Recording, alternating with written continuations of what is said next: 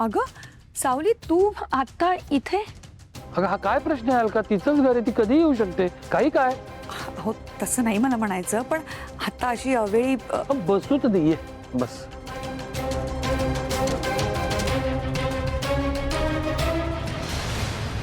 देवाभाऊ, बरं झालं तुम्ही इथेच भेटलात. मला तुम्हाला थँक्यू म्हणायचं होतं. थँक्यू. कशाबद्दल?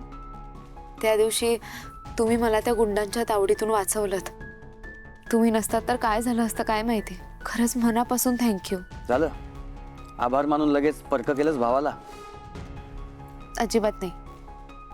तुम्ही कधीच परके नाही होणार. थँक्यू. Thank you very much. बरं देवा, त्या माणसाने कसली कबुली दिली? म्हणजे हे सगळं कोणी करायला सांगितलं, काय वगैरे? नाही, अजून तरी काही बोललेले नाहीत, पण बोलतील. माझा नीट तपास चालू आहे. नीट बोलतो एकदम देवा स्टाईल. बरं, तुला काही कळलं तर मला नक्की सांग. हो. बरं सावली बाळा, तू कशी आहेस? घरचे बरे आहेत सगळे? हो, सगळे ठीक आहेत. आता सांग, काय सांगू? तुला माहिती आहे ना, तुझा चेहरा बघून तुझ्या बापाला सगळं कळतं. सांग. तुम्हाला नेहमी माझ्या मनातलं कळतं ना.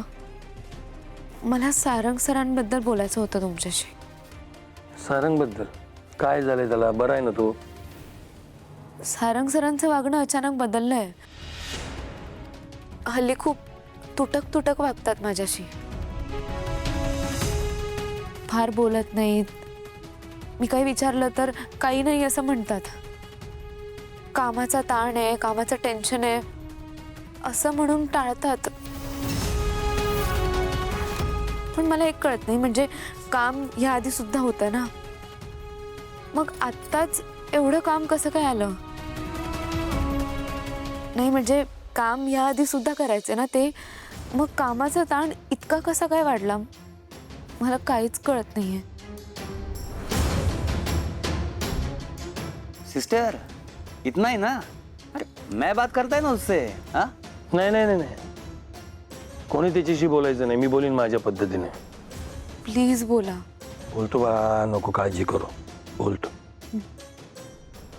देवभाऊ, तुम्ही इथे कामासाठी आलेलात का? अगं हो.